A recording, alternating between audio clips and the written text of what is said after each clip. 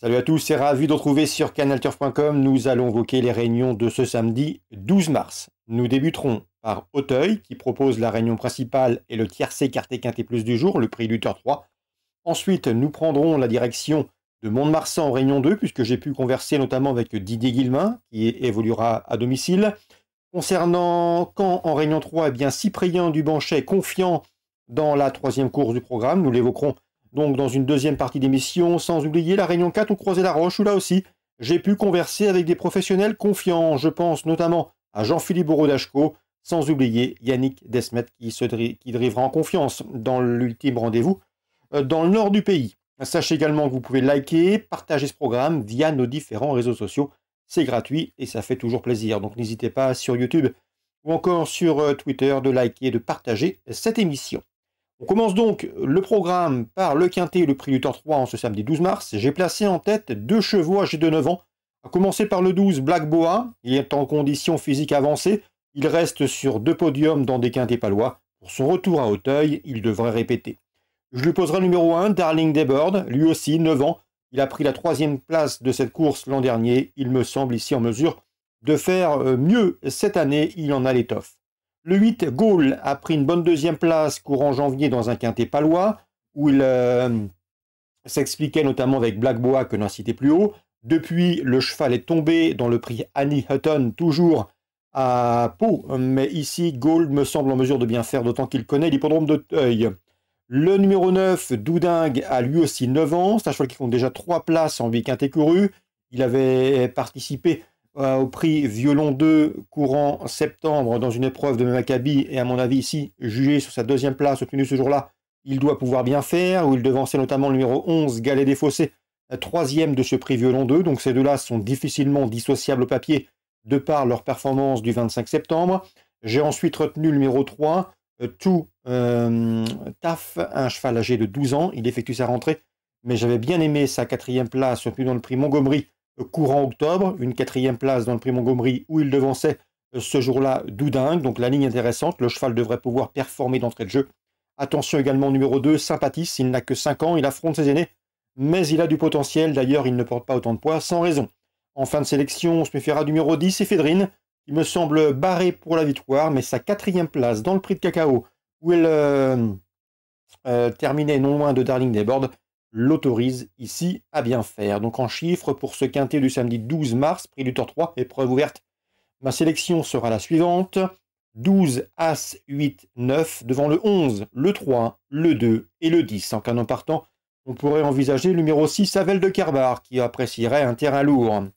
Concernant la suite du programme, dans l'épreuve d'ouverture, j'ai une information, elle nous provient d'Étienne Dandigné, qui présente le 101 Jinja des Taillons. La jument se plaît tout particulièrement sur le steeple, elle est au mieux, elle a effectué une rentrée mais elle est prête, elle a du travail, on va la détendre durant la première partie du parcours et ensuite elle peut être lancée de loin. Elle est prête d'après son mentor à bien faire, il ne connaît pas vraiment ses limites, il sait qu'elle est douée. L'opposition a toutefois fière allure, même s'ils sont peu nombreux dans cette course. Le 102, Uric de Zobo, est a priori le cheval de la course. Le cheval a pris la 4e place du prix Renaud du Vivier, un groupe 1 disputé sur les haies en fin d'année dernière. Ici, pour ses débuts sur le steeple, il ne surprendrait nullement en mettant tout le monde d'accord. Donc le 102, mais attention, le 101, Jinja des Taillons, peut pourquoi pas le faire galoper, elle qui a plus d'expérience, bien évidemment, par rapport à Uric des Obos. En trublion, pourquoi pas le 4, Nuriadam, pour la 3e place, qui effectue son retour sur les gros obstacles. Donc 102, 101, 104. Dans le prix Duc d'Anjou, groupe 3, l'un des temps forts de cette réunion du samedi, j'aime beaucoup le 701 Latino des Îles, qui a conclu l'exercice 2021 par une victoire dans le prix Congrès, une victoire autoritaire où il devançait plusieurs de ses adversaires du jour. On le reverra ici avec intérêt. J'aime également beaucoup le 705 Tangeted, un cheval qui pour ses débuts en steeple et pour sa course de rentrée, eh bien, a gagné très plaisamment. C'était sur l'hippodrome de Fontainebleau le mois dernier, il sera intéressant à juger à ce niveau. 701, c'est la logique. 705, c'est le cheval qui monte en puissance. Dans la 8e, vous ferez attention, 2 protégés dans l'Inquetil, le 805 Hôtel-Dieu, qui débute en haie après avoir bien gagné l'an dernier en place. C'est un cheval qui s'y prend bien, qui a de la qualité et qui est prêt à bien faire d'entrée de jeu.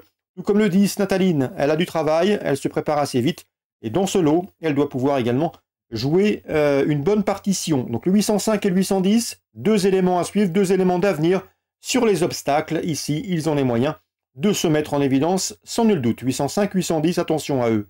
Mont-de-Marsan, Réunion 2. Dans la première, Didier Guillemin présente une inédite, le 102 Mésaria. C'est une sœur utérine de Fira qui a performé, mais elle n'est pas aussi douée, pas aussi performante le matin. Donc davantage une place, au dire de Didier Guillemin. Dans la deuxième, il présente le 205 Mardache, deuxième en débutant. Il n'était pas plus confiant que ça, mais le cheval a fourni une bonne valeur. Il en escompte une confirmation. Pourquoi pas une place au podium. Concernant le 210 d'Ifarafal, eh bien, elle a également pris une deuxième place en débutant, mais elle n'a pas vraiment évolué au travail. Donc il a une préférence sur le 205 Mardache par rapport au 210. Dans cette épreuve, dans cette compétition, j'aime également beaucoup Crypto, le 209, qui me semble en mesure de bien faire. Elle est perfectible. Elle a montré un peu de galon l'an dernier, et à mon avis, elle peut bien faire d'entrée de jeu ici. Donc pour moi, dans la deuxième, le 5 et le 9 en priorité. Dans la sixième, je vous avais indiqué la dernière fois le 607 Igrov Dan.